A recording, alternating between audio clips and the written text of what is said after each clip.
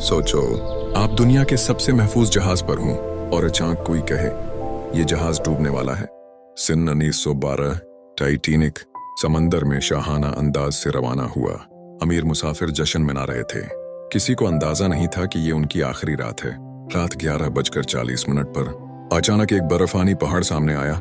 जहाज उससे हल्का सा टकरा गया। टक्कर इतनी हल्की थी कि कुछ लोगों ने उसे मजाक समझा, लेकिन चंद ही मिनट बाद पानी जहाज के अंदर आना शुरू हो गया। कैप्टन को पता था जहाज अब नहीं बच सकता। सबसे खौफनाक बात, लाइफ बोट्स सिर्फ आधे लोगों के लिए थी। लोग चीख रहे थे, खानदान बिछड़ रहे थे, बच्चों को अलग किया जा रहा था। और इसी वक्त जहाज के मूसीकार आखिरी सांस तक मौसीकी बजाते रहे। रात 2:20 टाइटैनिक 2 हिस्सों में टूट गया और समंदर ने उसे निगल लिया।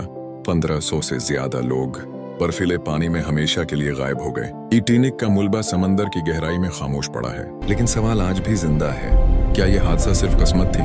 ऐसी सच्ची तारीखी कहानियों के लिए सब्सक्राइब करें और दोस्तों के साथ शेयर करें।